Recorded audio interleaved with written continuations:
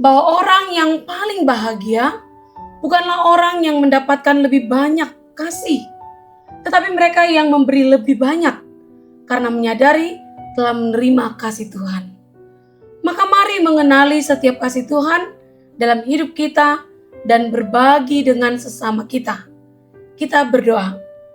Damai sejahtera Allah yang melampaui segala akal, kiranya memelihara hati dan pikiran kamu sekalian di dalam nama Tuhan Yesus Kristus. Amin.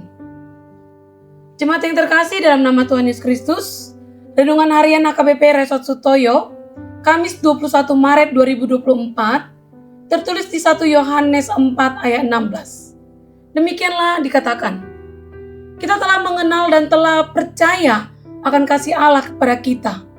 Allah adalah kasih, dan barang siapa tetap berada di dalam kasih, ia tetap berada di dalam Allah, dan Allah di dalam dia. Dalam bahasa Batak dikatakan, nunga tetap dajala taha porsiai, holong ni rohani debata dihita. Debata do haholongani, jala halak namian di bagasan haholongan, ido namian di bagasan debata, jala debata di bagasan ibana. Demikianlah firman Tuhan. Jemaat yang terkasih, ada seorang istri mengeluh kepada suaminya.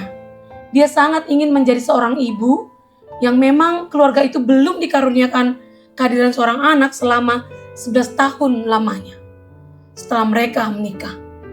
Dia selalu ingin melakukan aktivitas yang dilakukan oleh kaum ibu pada umumnya, seperti memasak dan menyediakan bekal anak berangkat ke sekolah, membeli dan menyuci pakaian anaknya, menghantarkan ke sekolah, menyisir rambutnya, dan hal-hal lainnya.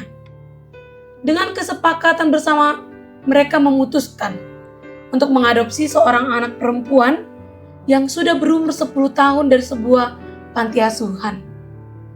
Setelah beberapa hari bersama si ibu, dia menceritakan kesulitannya setelah mengadopsi anaknya itu kepada seorang temannya yang kebetulan berprofesi sebagai seorang psikolog.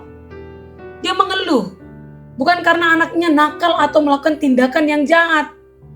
Namun si anak tidak bisa meninggalkan kebiasaannya di panti asuhan. Seperti mencuci pakaiannya sendiri, menyisir rambutnya sendiri, bangun sangat dini hari, dan menyediakan makanannya, bekalnya sendiri, dan sebagainya yang jauh dari harapan dari sang ibu. Dia sangat ingin menolong anaknya itu agar dapat segera menyesuaikan diri dan menerima kasihnya dengan kehidupannya yang baru bersama keluarga yang baru pula. Dia heran dengan jawaban temannya, sebab temannya berkata agar si ibu itu memastikan terlebih dahulu motivasi kasihnya.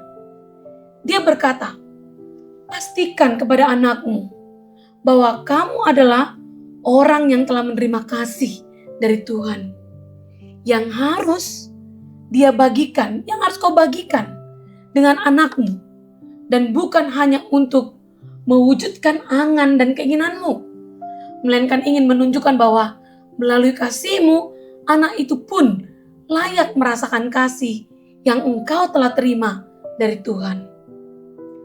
Demikian juga yang menjadi renungan kita hari ini, di mana Yohanes membawa para penerima suratnya untuk mengalami kedalaman kasih yang luar biasa ketika ia menyebut kasih Allah sebagai sumber sekaligus alasan untuk mengasihi satu sama lainnya. Kita harus mengakui bahwa kita sering gagal menunjukkan kasih seperti kepada sesama, baik itu orang yang tidak kita kenal, teman-teman kita, atau anak-anak kita, atau keluarga kita sendiri. Namun, kata-kata Yohanes ini harus membangkitkan kita dan membangun suatu keinginan dan kemampuan baru untuk mengasihi sesama. Sebab telah Allah lebih dahulu mengasihi kita. Dia mengutus anaknya untuk menunjukkan kepenuhan kasih-Nya bagi kita.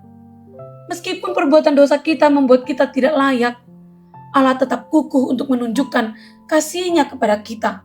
Kita bisa baca di Roma 5 ayat 8. Kasih yang dinyatakannya yang lebih dahulu mendorong kita untuk merespon dan mencerminkan kasih itu dengan saling mengasihi pula. Kasih Allah memampukan kita untuk mengasihi saudara-saudari kita yang di dalam Kristus.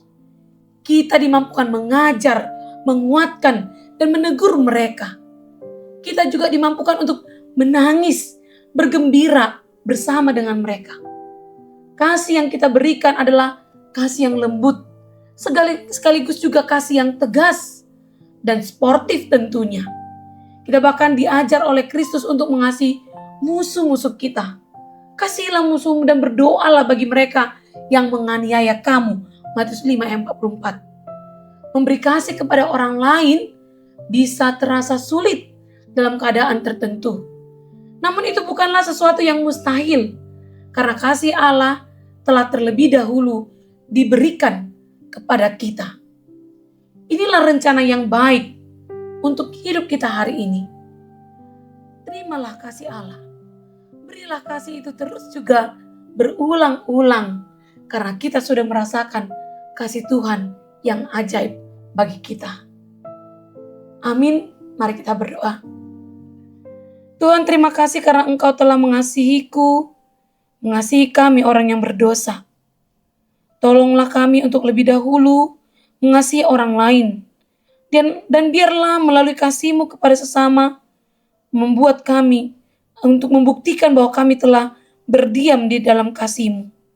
Biarlah kasih kami bukan untuk demi mendapatkan apa yang kami inginkan, melainkan kasih kami menyadari betapa besarnya kasih yang telah kami terima melalui anak-Mu Tuhan Yesus yang mati untuk kami. Dan berkatilah kehidupan kami dan keluarga kami, serta setiap aktivitas kami, agar tetap menjadi kemuliaan bagi nama-Mu. Terima kasih Tuhan. Amin. Jemaat yang terkasih, selamat beraktivitas dalam kasih Tuhan.